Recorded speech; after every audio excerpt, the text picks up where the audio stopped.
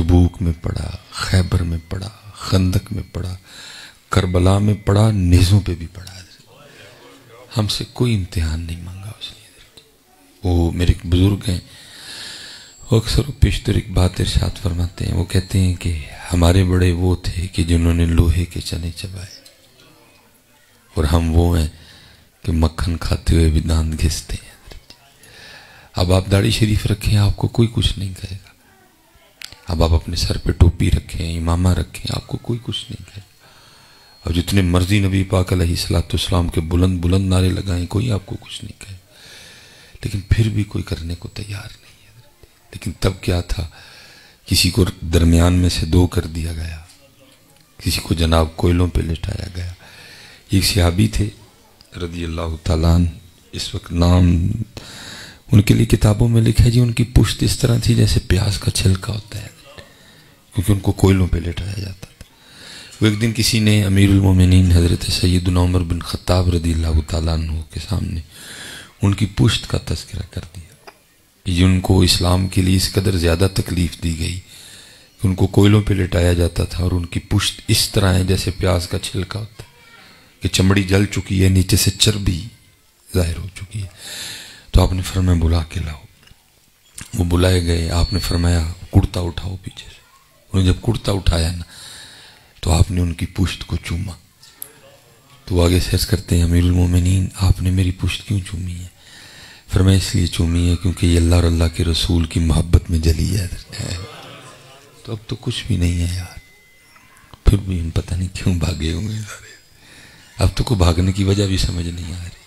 کوئی فرعون نہیں، کوئی نمرود نہیں، کوئی ابو جہل نہیں، کوئی ابو لہب نہیں، کوئی عتبہ نہیں، کوئی شیبہ نہیں، کوئی ولید بن مغیرہ نہیں، کوئی بھی نہیں. اب تو حضرت ان کا نام لو، لوگ خود نیچے بیٹھیں گے، آپ کو اوپر بٹھا دیں گے. اب تو آپ ان کا نام لو، لوگ آپ کے ہاتھ چومیں گے، آپ کی جوتیاں اٹھائیں گے، آپ کو جناب وہ سوٹ بھی دے کے جائیں گے، ساتھ حضرت آپ کو سلائی بھی دے کے جائیں گے. جب تک بکے نہ تھے کوئی پوچھتا نہ تھا، آپ نے خرید کر انمول کر دیا. اس لیے حضرت میں آپ سب سے گزارش کروں گا کہ بک جاؤ حضرت. اور پھر کیونکہ ماشاءاللہ آج تکمیل قرآن پاک کا پروگرام ہے، تو کیونکہ امت تو ویسے ہی قرآن چھوڑ چکی ہے حضرت. امت قرآن ویسے ہی چھوڑ چکی ہے حضرت. اب نہیں ہمارے پاس قرآن. بس کچھ خاص مواقع ہیں جہاں ہمیں قرآن یاد آ جاتا ہے، باقی قرآن والی بات ہے بالکل نہیں. نہ کاروبار میں قرآن، نہ ہماری زندگیوں میں قرآن، نہ ہماری رشتہ داریوں میں قرآن، نہ ہمارے تعلقات میں قرآن، کہیں بھی قرآن. بس جہاں ہمیں ضرورت پڑتی ہے تو ہم نکال لیتے ہیں. اب رمضان شریف آنے لگا ہے، حافظہ کل تیز کر دینے پہ کام مدرسے ختم پہ تھوڑا سا پڑھ لیا، یا محفل کی ابتدا میں تھوڑا سا پڑھ لیا حضرت. باقی نہ خطیب کو یاد تو نہ نقیب کو یاد حضرت. غصہ نہیں کرنا میری بات کا. قرآن نہیں حضرت. میں تو ہمارے جتنے خطیب احباب ہیں، نقیب ہیں اسپیشلی، میں ان سے بھی کہتا ہوں یار جنہیں شعر پڑھ دیو کہ تھی انیاں قرآن دیں آیتاں پڑھ چھڑو تو کی جائے گا تڑا. شعر اثر نہیں کرے گا، قرآن اثر کرے گا. وَنُنَزِّلُ مِنَ الْقُرْآنِ مَا هُوَ شِفَاءٌ. شعر کے لیے تو نہیں ہے یہ، قرآن کے لیے. جتنے شعر پڑھے جاتے ہیں اگر ہماری محافل میں اتنی قرآن پاک کی آیات پڑھی جائیں اور ان کا ساتھ ترجمہ کیا جائے شاید محفل کا رنگ ہی بدل جائے. لیکن کیا ہے، دے شعر پہ شعر حضرت. اور بلکہ لکھا ہے کہ سب سے بہترین محفل وہ ہے جس میں ہر چیز پہ قرآن غالب ہو. لیکن کیا ہے، اکا دکا شاید کہیں کو پڑھ دے سو پڑھ دے، باقی نہ خطیب صاحب نے کو پڑھنی ہے تو نہ ہی نقیب صاحب نے کو پڑھنی ہے. دے شعر تے شعر کھڑک دا حضرت. قرآن نہیں حضرت، کتنے نہیں قرآن. پھر شادیوں پہ میں پوری قرآن کی مخالفت کر کے نا، ایک نہیں پورا، جس کو کہتے ہیں نا پنجابی میں، پورا قرآن نال متھا لا کے حضرت جی. پھر اینڈ پہ کیا ہوگا، ہوں لگے نہیں جی قرآن کو برکتاں لے کے ووٹی قرآن تھلے ٹورن لگے نہیں دے. پہلے الف سے لے کر یہ تک ایک بات تو نے قرآن کی نہیں مانی ہے. جب سے تو نے شادی شروع کی اور آج اینڈ ہونے لگا، ایک بات تو نے قرآن کی نہیں مانی ہے. ہر بات میں تو نے قرآن پاک کی مخالفت کی. تو اب تو کیا قرآن سے برکتیں لے گا. اور تقریباً میرا اپنا ذاتی تجربہ ہے حضرت، 90% حضرت وہ جو قرآن اٹھاتا ہے نا وہ بے وضو ہوتا ہے حضرت. اور لوگوں نے آگے سے حضرت جی مسئلہ کیا گھڑ دیا ہوا ہے, نہیں وہ کیڑا پھڑیا وہ, میں تو وہ یزدان پھڑیا تھا نا حضرت جی, تقریباً نہیں حضرت جی. قرآن لاؤ حضرت, قرآن جو ہو گیا وہ بھی بتائے گا, جو ہو رہا ہے وہ بھی بتائے گا, اور جو ہونے والا ہے وہ بھی بتائے گا. اور حضرت آج جس نے نہیں نہ کیا, جس نے داڑھی شریف نہیں رکھی حضرت, آج آپ کے پاس 1000 بہانے آگے سے جی, اسلام میں داڑھی, داڑھی میں اسلام, پتہ نہیں کدھر سے. اور کبھی حضرت دعا کریں اللہ سب کو توفیق دے. جس نے نہیں نہ رکھی کبھی حضرت یہ فضول گفتگو نہ کیجئے گا جی داڑھی میں اسلام, اسلام میں داڑھی. عجیب بات ہے, اتو چور اتو چتر, اتو رکھی نہیں تو اتو آکڑنا حضرت جی. معافی مانگ اپنے اس فعل سے اللہ سے کہ میں نے نہیں رکھی ہوئی ہے. بھائی اسلام ہے کس چیز کا نام؟ میں یہ ٹن آپ دیکھ رہے ہیں حضرت, یہ جمعرات کو اللہ نے میں واپس آیا ہوں اس شہر مبارک کی خاک چوم کے حضرت ہیں, تو میں دیکھ رہا تھا کہ حضرت سارے کا سارا جو عمر ہے نا وہ اللہ کے مقربین کی اداؤں کا نام ہے حضرت.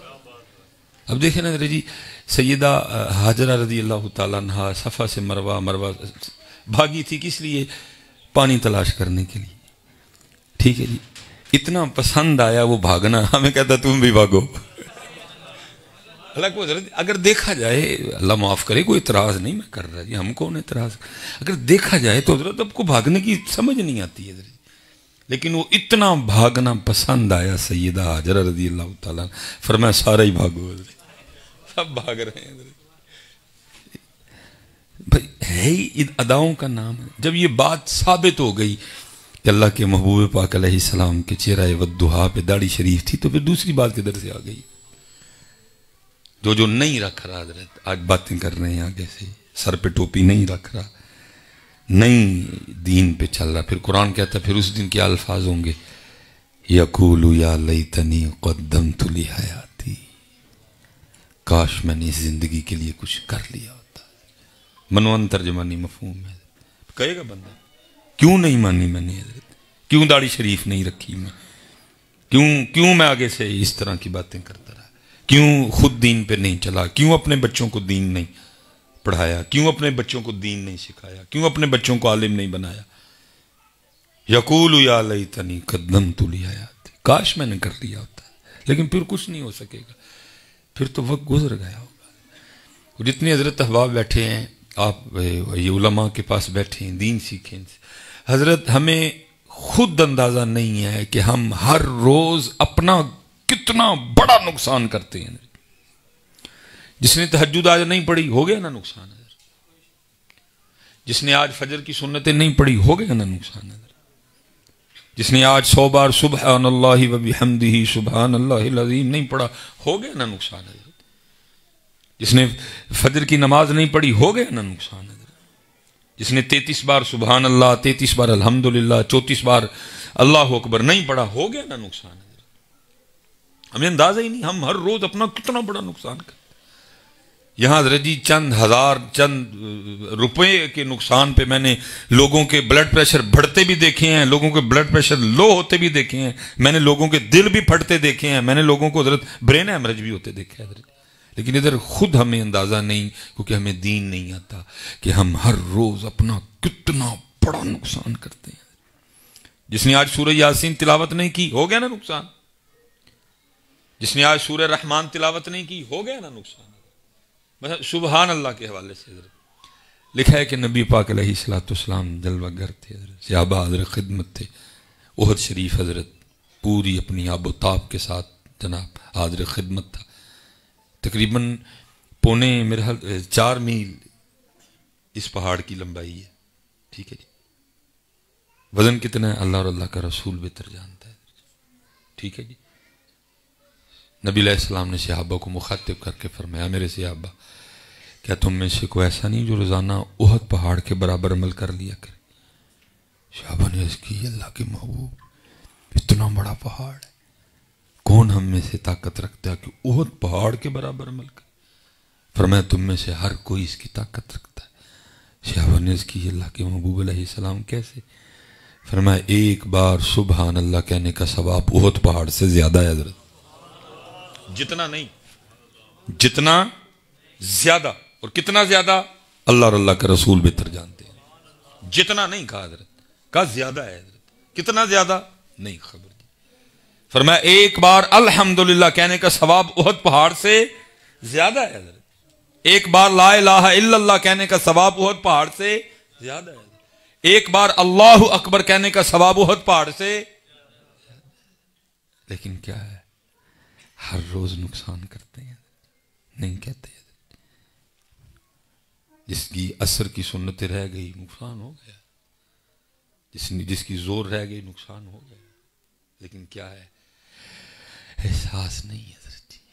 کسی کو اس نقصان کا دکھ ایسی مار پڑ گئی حضرت جی، چھن گئی یہ دولت ہم سے حضرت. وہ لکھا جی امام حسن بصری رحمۃ اللہ تعالی علیہ اب فجر کی نماز پڑھ کے نا وہ مسجد سے نا وہ نکل رہے تھے، اور ایک نوجوان فجر کی ادائیگی کے لیے بھاگتا ہوا آ رہا تھا. امام صاحب کی اور اس کی ملاقات مسجد کے دروازے پہ ہوئی. اب امام صاحب کا مسجد سے باہر نکلنا اس بات کی دلیل تھی کہ فجر کی جماعت ہو گئی ہے، لیکن پھر بھی اسے نہیں رہا گیا. امام صاحب کو عرض کرتا ہے حضرت جماعت ہو گئی. آپ نے فرمایا وہ تو ہو گئی. تو جماعت رہ جانے کے دکھ میں نا اس کے اندر سے ایک آہ نکلی، کہتا آئے میری آج فجر کی جماعت رہ گئی. امام صاحب نے دیکھا، فرمایا تجھے اتنا دکھ ہے فجر کی جماعت رہ جانے سے؟ اس نے کی حضرت ایویں تو آہ نہیں نہ نکلی ہے. آپ نے فرمایا میں نے جماعت سے پڑھی ہے، تکبیر اولیٰ کے ساتھ پڑھی ہے، امام صاحب کے پیچھے کھڑے ہو کے پڑھی ہے. تو مجھ سے سودا کر لے. اس نے کہا حضرت وہ کیا؟ فرمایا میں نے اپنی جماعت کا ثواب تجھے دیا، تو اپنی آہ مجھے دے دے. اس نے کہا حضرت ہو سکتا ہے اس طرح؟ فرمایا ہو سکتا. کرو جی سودا. فرمایا جماعت کا ثواب تجھے دیا. اس نے کہا حضرت میں نے اپنی آہ آپ کو دی. دن گزر گیا، امام صاحب بھی رات کو اپنے بستر پہ لیٹے سنت زندہ کرنے کے لیے. وہ بھی اپنے بستر پہ لیٹا. وہ خواب کیا دیکھتا ہے کہ کوئی اعلان کر رہا ہے اوئے اتنا بڑا نقصان کر دیا. وہ جو آج تیری فجر کی جماعت رہ گئی تھی نا، اور اس دکھ میں وہ جو تیرے اندر سے ایک آہ نکلی تھی، وہ اللہ کی بارگاہ میں اتنی مقبول ہوئی، اللہ نے تجھے 200 رکعتیں ادا کرنے کا ثواب دیا تھا. وہ ساتھ ہی آنکھ کھل گئی. لیکن اب ہو کچھ نہیں سکتا تھا، سودا ہو چکا تھا. اس نے کہا چلو صبح کا انتظار کرتا ہوں، صبح امام صاحب کی بارگاہ میں جاؤں گا اور جا کے کہوں گا حضرت سودا کینسل، اپنا جماعت کا ثواب دیں، لے لیں، میری آہ دے دیں. وہ صبح پہنچ گیا، وہ بھی امام صاحب کے ساتھ ہی نماز پڑھی. وہ نماز پڑھ کے حضرت وہ امام صاحب کی بارگاہ میں حاضر ہوا، سلام عرض کیا، آپ نے جواب عطا کیا.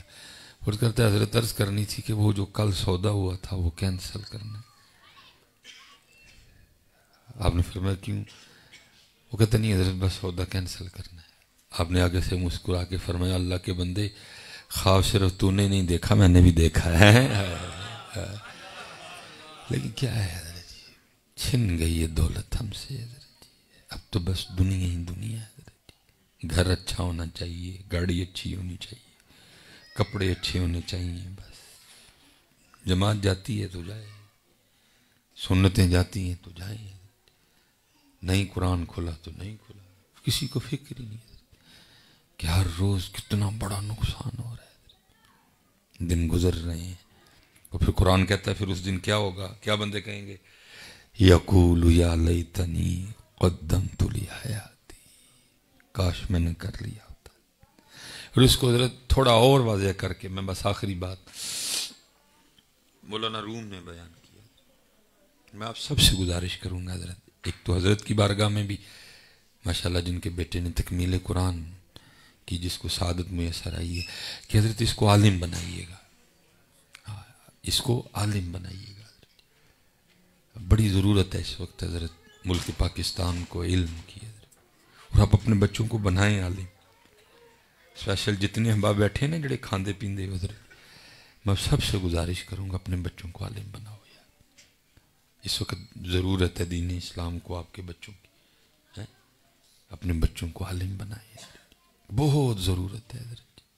اندھیرا دن بدن بڑھتا جا رہا ہے، اور ہر بندے کی اپنی سوچ ہے جی. اگر کوئی میری سوچ سے اگری نہیں کرتا تو کوئی ایسا مسئلہ نہیں.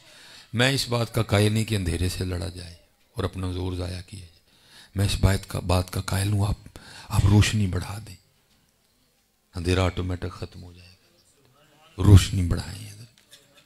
اندھیرا بڑھ رہا ہے, روشنی بڑھائیں حضرت. اور اپنے بچوں کو عالم دین بنائیں یار. کرو سودا حضرت.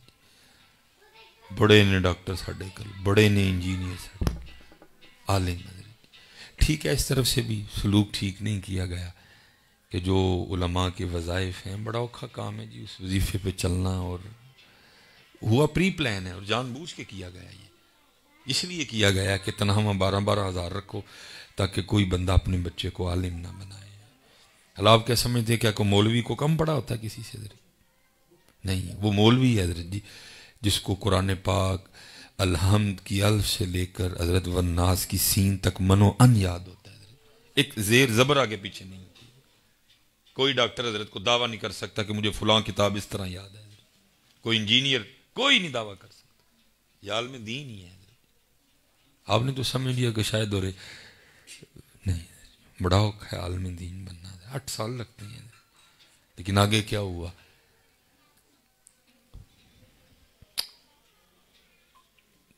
بڑا ہوا پری پلان تاکہ لوگ اپنے بچوں کو عالم نہ بنائیں, اور وہ کامیاب ہوئے اپنے پلان میں. لوگوں نے چھوڑ دیا اپنے بچوں کو عالم بنا. اس لیے حضرت جی عالم بنائیں اپنے بچوں کو.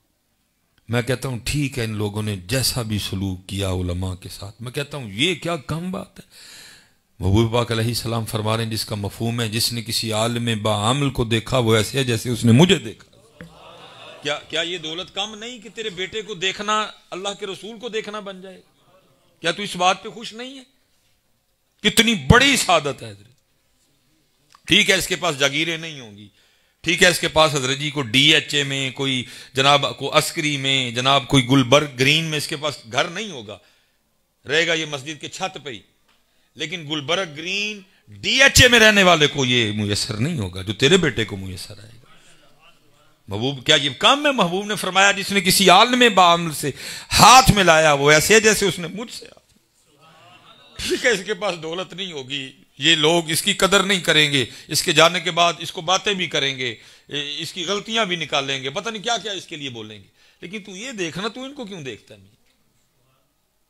بناؤ اپنے بچوں کو عالم حضرت. آج ضرورت ہے حضرت جی دو اپنے بچے دین کے لیے حضرت جی. بڑے بڑے اعلیٰ ماشاءاللہ مدرسے آپ کو میسر ہیں, مدارس ہیں ہمارے, دعوت اسلامی ہیں, اور سارے جو ہمارے علماء کام کر دو اپنے بچوں. تو بس تکلیف ہے حضرت. میں حضرت وہ میرے دوست ہیں وہ میں اکثر جانا, وہ ایک دن مجھے کہنے لگے حضرت وہ جو میرے بچوں کی امی ہیں وہ کہتی ہیں کہ جی میرے دوست بھی ہیں یہ تھلو ہی ہو کے ٹر جاتا ہے تو کدی انہوں کہا اتنے بھی آئے. میں حضرت چلا گیا, گرمیوں کی بات ہے پچھلیوں کی, اوئے ہوئے حضرت کا مسجد کی چھت پہ گھر حضرت, میں اندر بیٹھا حضرت مجھے رونا آ گیا. گھر کی سی حضرت ہے لگے تندور ہے حضرت, چھت پہ گھر تھا تپے پہ حضرت جی گھر حضرت, اور وہ اور ان کے 2 بچے اور بچوں کی امی ہے. وہ تو پردے میں تھی, خیر جو بڑا رونا ہے. دیکھو سب کچھ ہوگا حضرت, لیکن یہی دولت بہت ہے ہمارے لیے کہ محبوب نے فرمایا جس نے کسی عالم کو دیکھا وہ ایسے ہے جیسے اس نے مجھے دیکھا. ٹھیک ہے لوگ باتیں کرتے ہیں, ان کا کام ہے باتیں کرنا, کرنے, لیکن آپ ان کو نہ دیکھنا, آپ جب بھی دیکھنا ان کو دیکھنا اور بناؤ اپنے بچوں کو عالم. ضرورت ہے اس وقت حضرت, ضرورت ہے. بس آخری بات حضرت مولانا روم رحمۃ اللہ تعالی علیہ نے یقول یا لیتنی قدمت لی حیاتی کی کمال تفسیر بیان کی حضرت.